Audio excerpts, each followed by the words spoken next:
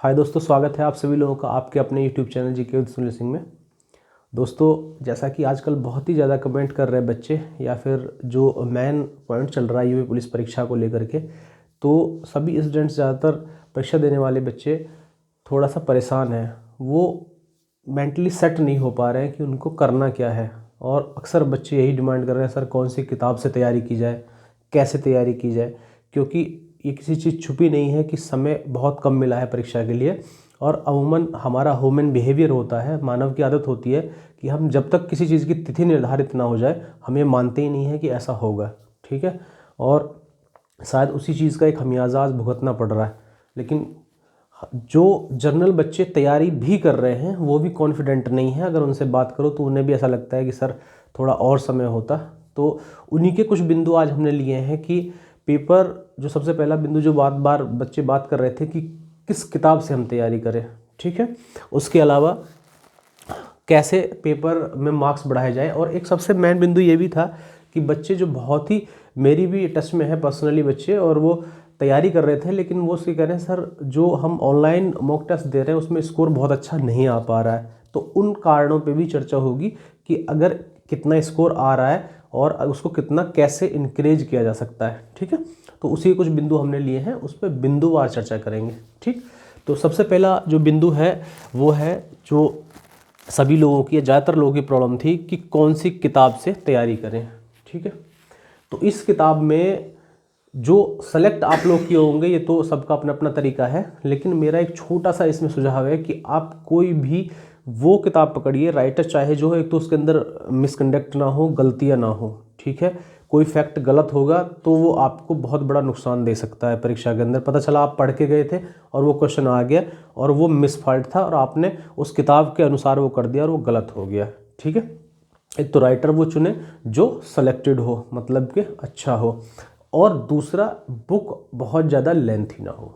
ठीक, बुक छोटी होनी चाहिए, टॉपिक सारे हों लेकिन लेंथी ना हो। अब सोचिए, ये तो थोड़ा चैलेंजिंग हो गया, लेकिन इन सब में अगर बहुत सारी किताबें आप देख लेंगे तो उसमें कोई ना कोई किताब ऐसी निकल आएगी। जहाँ तक मैं बात करता हूँ, तो अभी आजकल जो लोग उनसे ऑनलाइन भी जुड़े हुए हैं, बाकी उनकी किताब भी अगर देखें, आई मीन अंकित भाटी जी की मैं बात कर रहा हूँ, जो अंकित भाटी सर है, जो अभी बहुत बड़े स्तर पे बच्चों को कोचिंग दे रहे हैं, ऑनलाइन भी और बैच भी उन्होंने अपने चलाए हुए हैं। तो उनकी किताब भी अगर आप देखें तो बहुत ज़्यादा लेंथी नहीं है, लिमिटेड है, मतलब छोटी है। आप उसको, मैं मानता हूँ कि इन 30 दिन में एक बार कवर अप कर सकते हैं। अगर उससे भी छोटी कोई किताब आपको दिखती हो और उसमें टॉपिक सारे हों, जैसे रीजनिंग का या कोई किताब लेना है और उसमें टॉपिक सारे हैं लेकिन बहुत ज़्यादा लेंथी नहीं है, आई मीन टॉपिक दिए हुए हैं और उसमें प्रैक्टिस सेट थोड़े कम है, लेकिन वो सभी टॉपिकों को लेकर के चल रहे हैं, तो आप उसी से प्रैक्टिस करिए। क्योंकि कम से कम आप उन टॉपिक से परिचित तो हो जाएंगे कि वो क्या होता है। पता चला आपने कि जैसे डाइस ही ले लीजिए, या फिर और बहुत सारी चीज़ें हैं रीजनिंग के अंदर, या फिर जीके में बहुत सारे जो टॉपिक होते हैं, आपने उनको पढ़ के ही नहीं देख पाए तो बड़ी दिक्कत होगी। और वो जब टॉपिक आपने देखा ही नहीं तो आसान क्वेश्चन भी नहीं हो पाएगा। इसके अलावा मैं बात करूं, कुछ बच्चे कह रहे हैं सर ऑनलाइन तैयारी करें या ऑफलाइन तैयारी करें। निसंकोच अब आपको कंबाइंड सारा ही लेना पड़ेगा। आप एक तरीके से, मुझे नहीं लगता कि ज़्यादा सफलता प्राप्त कर पाएंगे, क्योंकि स्वयं पढ़ने के लिए एक समय चाहिए होता है अगर आप बिल्कुल किताबों से ही पढ़ेंगे। बल्कि ऐसा मेथड तैयार करें आप कि जो, अगर आप ऑनलाइन का टॉपिक आपका आगे निकल गया है और आप उसको फॉलो कर रहे हैं, तो ये मान के चलिए जो ऑनलाइन आपने पढ़ा उसको फिर किताबों से पढ़िए, उसी किताब से उस टॉपिक को पढ़िए। ठीक है, या फिर आपका किताब का टॉपिक आगे चल रहा है तो आप पहले किताब में वो टॉपिक पढ़िए और जो आप पढ़ने वाले हैं ऑनलाइन वो उससे पहले पढ़ लीजिए, ताकि आपको पता चले जो हमने किताब में पढ़ा था कि क्या पढ़ाने वाला जो टीचर है वो आपको ज़्यादा पढ़ा रहा है या उतना ही पढ़ा रहा है। किताब आप खोल के बैठिए ऑनलाइन पढ़ते समय भी, और वो टॉपिक भी निकाल के बैठिए। ठीक है, आपको ऐसा लग रहा है कि आप संधि पढ़ रहे हैं और आपने किताब में संधि निकाला हुआ है, ठीक है, बहुत बारीकी से इस बात को ध्यान में लेना, तो आप अलग से रप्पे मत लिखिए, आप उसको सुनते रहिए और आपको लग रहा है संधि में कुछ एक्स्ट्रा चीज़ गुरुजी ने बता दिए, तो आपको वहीं उसको कच्ची पेंसिल से नोट कर दीजिए। ठीक, और फिर जैसे ही वो आपका ऑनलाइन सेशन ख़त्म हो तो जो चीज़ें पढ़ी हो उनको रिवाइज करिए 100%। याद रखना, अगर ऑनलाइन के ही भरोसे रहे तो बेड़ा गर्क हो जाएगा। क्योंकि जब हम किसी व्यक्ति को सुन रहे होते हैं, जब आप मुझको सुन रहे हैं अभी ऑनलाइन, तो आपको ऐसा लगेगा सारी बातें मुझे याद रह जाएंगी। नहीं, ऐसा नहीं होता। ये सारी चीज़ें, टॉपिक मेरे दिमाग में आ रहे हैं, लेकिन जैसे ही वो 1 या 2 दिन होंगे तो आप भूल जाएंगे। हमेशा जो चीज़ें टॉपिक पढ़ाए गए उनको रिवाइज करिए, तत्काल करिए, उसके बाद ही तभी आप फ्री अपने आप को माने कि हमने आज इतनी पढ़ाई की है। वरना आप खाली ऑनलाइन क्लास देख रहे हैं, एक तरीके से पिक्चर देख रहे हैं, ठीक है। वो पिक्चर आपको ज़रा सी याद तो रह जाएगी, लेकिन पूरी याद नहीं रह जाएगी। पूरी तभी कहानी आपको याद रहेगी जब आपने उसको लिख के पढ़ा है या फिर कहीं नोट किया है और उसको रिवाइज किया है, ठीक है। तो 2 बिंदु क्लियर हुए। एक कि कौन सी किताब लें, तो क्लियर है कि छोटी किताब लें, चाहे किसी भी राइटर की लें, कोई दिक्कत नहीं है, उसके अंदर गलतियां ना हो। मेरी तरफ से अगर आप सजेशन नहीं चाह रहे थे तो मैं तो जो सजेस्ट करूंगा वो अंकित भाटी जी का ही करूंगा, ठीक है। उसको ले लीजिए, ठीक है। छोटी किताब है, अच्छी किताब है, और चूंकि वो आजकल बहुत ध्यान भी दे रहे हैं तो मिस्टेक की गुंजाइश है नहीं, ठीक है। प्रिंट में हो जाए तो अलग बात है। दूसरा मॉक टेस्ट पेपर, इसमें भी कुछ बच्चों का क्वेश्चन था, सर ऑनलाइन लगाएं या फिर ऑफलाइन। ये कंफर्म नहीं हो पा रहा था कि ऑनलाइन लगाएं कि ऑफलाइन लगाएं, ठीक है। तो निसंकोच आप अभी तैयारी कर रहे हैं और बहुत आसानी से अवेलेबल हो जाता है ऑनलाइन, ठीक है। तो आप ऑनलाइन लगाते रहें, कोई दिक्कत नहीं है, लेकिन आपको वीकली कम से कम 2 प्रैक्टिस सेट ऑफलाइन भी लगाएं। कारण है इसका, क्योंकि ऑफलाइन से आपको ओमार भरने का प्रैक्टिस होगा, ठीक है। 5-10 रुपए की आती है, आप बुक सेलर से ओमार सीट खरीद लेना, 10-15 ओमार सीट खरीद लीजिए। जब आप ओमार सीट भरने की प्रैक्टिस थोड़ा सा कर लेंगे तो आपको यकीनन फ़ायदा मिलेगा परीक्षा के अंदर। वरना आप एग्ज़ाम सारे ज़्यादातर बच्चों ने ऑनलाइन दिए हुए हैं, और जब ऑफलाइन में फेस करेंगे तो आपको दिक्कत होगी, हड़बड़ाहट भी हो सकती है, टाइम ज़्यादा लगेगा, तो परेशान हो जाता है आदमी एग्जामिनेशन हॉल में। तो चूँकि हम उसको पहले से फेस कर लेंगे उस परिस्थिति को, तो आसान हो जाएगी बातें, ठीक है। तो मॉक टेस्ट 100% आपको एक लगाना है। एक चीज़ इसकी और सत्यता बताता हूँ मैं आज, सफलता और असफलता का एक कारण और भी छुपा है। जितने बच्चे अभी फॉर्म फिल कर रहे हैं वो सब अभी तक अपना ड्रीम कर रहे हैं कि हम 30 प्रैक्टिस सेट लगाएंगे, इतने लगा देंगे, सोच सब रहे हैं, लेकिन उनमें से महज 1 से 1.5-2% ही बच्चे ऐसे हैं जिन्होंने कमेंट कर लिया कि रोज़ 1 प्रैक्टिस सेट लगाना है। बहुत कम लोग हैं। जब नहीं तो मैं गारंटी देता हूँ, जिस दिन आप परीक्षा दे करके आ जाएं उस दिन अपने आप से पूछना कि आपने कितने प्रैक्टिस सेट लगा लिए थे। तो किसी का निकलेगा 2, किसी का 3, किसी का 4, किसी का 5, 10 हद करके 10 भी किसी ने लगा लिए तो उसका भी स्कोर अच्छा चला जाएगा, याद रखना। और अगर यदि किसी ने 30 ही लगाए, पर डे को वो लगा रहा है, स्कोर पर नहीं जा रहा कितना जा रहा है, लेकिन उसको आदत पड़ रही है बार बार करने की पेपर को, स्कोर 100% आपका बढ़ जाएगा परीक्षा के अंदर। क्योंकि आजकल जो बहुत टफ मॉक पेपर बना रहे हैं जितने भी ऑनलाइन संस्थान हैं, लेकिन उतना टफ वहाँ नहीं आएगा। उम्मीद करिए थोड़ा सा नॉर्मल आएगा पेपर, ठीक। तो वहाँ आपको बढ़त मिल जाएगी। और रोज़ चूँकि आपका दिमाग सेट हो चुका है 2.5 घंटे या 1.5 जो भी उसका टाइम पीरियड है 2 घंटे का, उस तरीके से काम करने का, तो आपको ये भी बढ़त मिलेगी। वरना आपने जाके सीधा ही एग्जामिनेशन हॉल में बैठ गए तो हड़बड़ाहट हो जाएगी, ठीक है। उसको तैयार करके रखिए। 100% आप एक मॉक टेस्ट पर डे लगाइए, उसका फ़ायदा आप देखिएगा, ठीक है। स्कोर बढ़ेगा घटेगा नहीं। इसमें भी एक मैं तरीका बताऊंगा लास्ट में कि मॉक टेस्ट में स्कोर कैसे बढ़ाया जा सकता है। अभी इस पर जो चर्चा करेंगे। दूसरा टॉपिक था कि पेपर कहाँ से शुरू करें। देखिए, आपका स्कोर बढ़ाने के लिए ये भी बहुत ही मेन बिंदु है। जितना मुझे अपना अनुभव है, जितने मैं पेपर्स दिए हैं, खासतौर से ऑफलाइन का मैं बताता हूँ, क्योंकि पेपर आपके हाथ में होगा, ठीक। ऑनलाइन में तो ये भी होता है, थोड़ा दिक्कत होती है, जो सामने पड़ा हमने उसको करना शुरू कर दिया। नहीं, आपका चाहे बेसिक मैथ है, आप मैथ में बहुत स्मार्ट हैं और रीजनिंग भी आपकी बहुत स्मार्ट है, कोई इससे फ़र्क नहीं पड़ता, ठीक है। चाहे आप उसके मास्टर ही क्यों ना हो। जहाँ तक मैं सजेस्ट कर रहा हूँ, आप 2 ऑप्शन पे जाइए, या तो हिंदी या रीजनिंग, ठीक है। क्योंकि दोनों ही थ्योरेटिकल विषय हैं, वहाँ कोई आपको फॉर्मूला नहीं लगाना है। जो आपको याद है वो याद है, और नहीं तो नहीं, ठीक है। दूसरा ऑप्शन आपके पास तुक्का बचेगा, वो आपका मन है, मारे या ना मारे, ठीक। तो अगर आपका बहुत स्ट्रॉन्ग पार्ट है जीके, तो बिल्कुल जीके से शुरू करिए, ठीक। और आपका स्ट्रॉन्ग पार्ट जीके नहीं है, आपका मैथ रीजनिंग है, तो भी आप हिंदी से शुरू करिए, ठीक है। क्योंकि हिंदी जनरली सबने ठीक कर लिया है। हिंदी के बाद आपका जीके, और जीके के बाद रीजनिंग, और रीजनिंग के बाद मैथ, ठीक है। आप ऑप्शनल 2 रख सकते हैं, शुरुआत हिंदी से भी कर सकते हैं या जीके से भी कर सकते हैं। आपको लगता है कि मेरी जीके स्मार्ट है तो जीके से करिए, कॉन्फिडेंट हो जाएंगे, 10-5 क्वेश्चन आपके अच्छे बन गए, सही होते चले गए तो दिमाग एकदम अपग्रेड में आ जाता है और आपकी जो शरीर की पॉजिटिव ऊर्जा है वो तेज़ी से काम करती है। ठीक है, फिर आप हार्ड क्वेश्चन को भी आसानी से कर सकते हैं। लेकिन शुरू में नहीं हुए तो आप दबाव से जाएगा, कुछ हो ही नहीं रहा। ठीक है, तो ये दबाव प्रेशर क्रिएट ना हो इसलिए मैं कह रहा हूँ। और अगर आप हिंदी में अच्छे हैं तो निसंकोच हिंदी करें, क्योंकि दोनों ही विषयों को ज़्यादा ही समय देने की आवश्यकता नहीं है, एक बार पढ़ना है और उसको फाइनल कर देना है। ठीक, एक चीज़ और, जैसे ही दोनों विषय हो जाएं तो उसके बाद आप रीजनिंग ही चूज़ करें। ठीक है, और रीजनिंग के बाद मैथ। कहने का मतलब यह है आप बिल्कुल मैथ में कितने अच्छे क्यों ना हो, आप मैथ सबसे लास्ट में ही करें। ठीक, तो फिर दोबारा बता रहा हूँ, या हिंदी और जीके से शुरुआत करें। ठीक है, बीच में रीजनिंग लें और लास्ट में मैथ लें। तो ये चीज़ें ज़रूरी नहीं कि आप पेपर में जाकर करें, ये अभी आप जब मॉक टेस्ट लगाएंगे उसमें करके देख लीजिएगा अगर आपको फ़ायदा लगता है।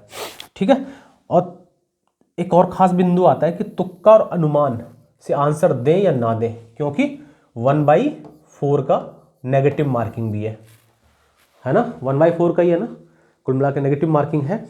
और नेगेटिव मार्किंग से के डर से बच्चे इतने डर गए आजकल कि वो बिल्कुल अनुमान पे जाना ही बंद कर दिए हैं और फिर कहते हैं सर स्कोर नहीं बढ़ रहा। ठीक है, मैं अपने हर वीडियो में आपको ये बता चुका हूँ भाई, किसी भी पेपर का अगर 100 क्वेश्चन का पेपर है और उसके 80 नंबर किसी स्टूडेंट के आए हैं, उसमें 90 भी आए हैं, उससे ईमानदारी से पूछना सर आपको 90 क्वेश्चन आते थे पूरे?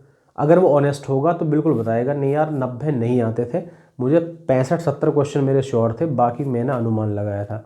बहुत धुरंधर होगा तो 60% से ऊपर पेपर अगर किसी को आता है तो अपने आप में कुछ चीज़ होती है। ठीक है, वो बहुत ज़्यादा लोग नहीं हो सकते। ठीक है ना, कि वो सारी वैकेंसी वही भर देंगे। हाँ, हो सकते हैं 200-400 लोग, 1000-2000 लोग जिनको इतने इंटेलिजेंट थे तो 80% था, बिल्कुल आता ही था। लेकिन उनका अगर उनको 80% आता था तो उनको स्कोर 90-95% जाएगा अगर वो अनुमान करेंगे तो। ठीक है, इसलिए चूंकि हम चर्चा कर रहे हैं एवरेज और फ्रेशर बच्चे पर, तो उसको हमेशा अनुमान पे जाना चाहिए। वो कैसे जाना चाहिए मैं आपको बताता हूँ। इसका एक बहुत ही अच्छा तरीका है तुक्का मारने का, कि आप पहले पूरा पेपर सॉल्व करिए। ठीक है, बहुत ठीक से समझना। आपने टोटल चारों पार्ट में जो आपको बिल्कुल श्योर था, आपने गणित में सॉल्व करके लिखा, रीजनिंग में सॉल्व करके लिखा, हिंदी में जो आपको बिल्कुल पक्का आता था, जीके में जो आपको पक्का आता था, वो आपने चूज कर दिया। इसके बाद आप जल्दी से उन ऑप्शन पे निगाह मार लें कि इन ऑप्शन में कौन कौन से ऑप्शन ज़्यादा आए हैं। ये मान के चलिए जो आपने क्वेश्चन किए, आपका जो पेपर आ रहा है वो आ रहा है 150 क्वेश्चन का। ठीक है, 150 क्वेश्चन में आपने ये मानिए आपके 80 क्वेश्चन बिल्कुल श्योर हो गए सारे विषयों में। ठीक, और उन सारे विषयों में ए ऑप्शन और बी ऑप्शन की तादाद सबसे ज़्यादा थी। ठीक है, उसके बाद सी ऑप्शन की तादाद थी। ठीक, तो आप निसंकोच जो ऑप्शन सबसे कम आया है, आई मीन डी ऑप्शन, तो डी ऑप्शन को उठाइए। ठीक, जो भी ऑप्शन कम आया है अभी तक उस ऑप्शन को उठाइए और बाकी सब पे तुक्का मार दीजिए उस ऑप्शन को उठा के। ठीक है, उसका आप फिर कंक्लूजन करके देखना कि आपके 80 तो बिल्कुल ठीक थे आपके अनुमान के हिसाब से। ठीक, मैं गारंटी देता हूं कि आपका नेगेटिव मार्किंग में तो जा ही नहीं सकता। ठीक है, जो बाकी के 70 क्वेश्चन, अगर आपने 70 पे एक ही ऑप्शन पकड़ के तुक्का मार दिया, 70 जब एक ही ऑप्शन पड़ेगा तो उनमें से 20-100% निकलेंगे। ठीक है, उससे ज़्यादा भी निकल सकते हैं। और जैसे ही वो अनुमान आपका पॉजिटिव में जाएगा तो आप भी तुरंत ऊपर चले जाएंगे। ये मान के चलिए अगर आपको 80 आपके श्योर थे और 15 तुक्के से मिल गए तो कितना हो गया, 95 स्कोर हो गया। और काश 90 श्योर थे और 15 और मिल गए तो तुरंत 100 के पार चले जाते हैं। तो भाई मेरा सजेशन तो यही है, क्योंकि अगर आपने कोई पेपर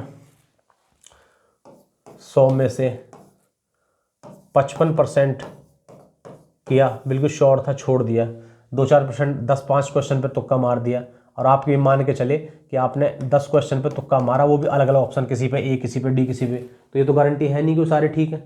ठीक है, तो उसमें से ज़्यादा से ज़्यादा एक आध ठीक हुआ, तो इसलिए आप ज़्यादा लॉस उठा जाते हैं। ठीक, पता चला आपका 55 से और नीचे आ गए। पहले तो आपने एग्जाम में अपने आप को तभी बाहर कर लिया जब आप 55% पे पेपर को छोड़ के आए, क्योंकि 55% वाले का कुछ नहीं होना है। ठीक, तो जब आपको उससे ज़्यादा आता ही नहीं तो आप 55% पे तो वैसे भी बाहर है। तो भाई मरता क्या नहीं करता, ये काम तो करके देखिए, लेकिन उसको करिए किसी ढंग से, ठीक, थोड़ा सा स्ट्रेटेजिकल तरीके से। तुक्का कभी भी मारना हो तो अलग अलग ऑप्शन में मत मारिए, एक ही ऑप्शन में पकड़ के मारिए, लॉस कम होगा, प्रॉफिट ज़्यादा होने के चांस है ज़्यादा, ठीक है। इसको आप, पहली बात तो ये कि बिल्कुल फाइनल पेपर में मत आजमाइएगा, यही आजमा करके देख लीजिए, मॉक टेस्ट लगा रहे हैं उनमें आजमा करके देखिए, क्योंकि हर इसका एक आकलन करने का तरीका मैं और भी बताता हूँ कि आप सॉल्व पेपर की कोई भी आंसर की उठा लीजिए, उसमें से जो आपके ऑप्शन होंगे ए, बी, सी और डी, ठीक है। तो आप मान लीजिए जो 30-30 क्वेश्चन, किसी में 30 क्वेश्चन ए होगा तो किसी में 32 हो सकता है, किसी में 34 होगा, या डी किसी में 28 होगा, केवल इतना फ़र्क होगा। कोई ऑप्शन ऐसा नहीं हो सकता कि ए ऑप्शन में 50 क्वेश्चन ठीक थे, ठीक, या बी के 60 क्वेश्चन ठीक थे, ऐसा कभी नहीं हो सकता, ठीक। तो इससे जो मैंने आपको तरीका बताया था वो भी श्योर हो जाता है, जब पता चला कि आपको ए और बी कंफर्म हो रहे थे, ठीक है, आ गए थे, तो आप डी और सी पे ही तुक्का मारे, तो उससे आपको लाभ मिल सकता है, ठीक है। ये वो चीज़ें हैं कि आप खुद आजमा करके देखें, ठीक, किसी के कहने विश्वास न करें। और तीसरा और अंतिम चीज़ है OMR कैसे भरें। OMR भरने के भी सबके अपने अपने तरीके हैं। कुछ लोग क्या कहते हैं कि 1 by 1 भरते हैं, एक क्वेश्चन किया फिर OMR भरने लगे, एक क्वेश्चन किया फिर OMR भरने लगे, एक क्वेश्चन किया फिर OMR भरने लगे। एक दिमाग को बाइक की तरह लीजिए, ठीक है, आपकी एक बाइक है, आप बाइक जैसे ही तेज़ रफ्तार में आई, आपने फिर उसको रोका, फिर उसको तेज़ रफ्तार में लाए, फिर उससे भी लोड बढ़ता है, ऐसे ही हमारा दिमाग है। आपका एक क्वेश्चन अच्छा हो गया, 2-3 क्वेश्चन आपके अच्छे हो गए, आपको खुशी लगी, आपका दिमाग और जल्दी से सोचेगा अगला क्वेश्चन अगला क्वेश्चन, लेकिन आपने जैसे एक क्वेश्चन किया फिर उसको रिलैक्स दे दिया, उसको काला करने लगे गोले को, दिमाग की जो कंसंट्रेशन है वो भंग हो जाती है। इसलिए मेरा मानना है कि कम से कम पहले जैसे हिंदी और जीके दोनों ग्रुप को पूरा पढ़ के कंप्लीट कर दो, जो आता है ठीक है, नहीं आता उसको गोल कर लो क्वेश्चन को, ठीक है, जो आता है उसके ऑप्शन पर टिक लगा दो, तो आपका दिमाग एक फ्लो में काम करेगा।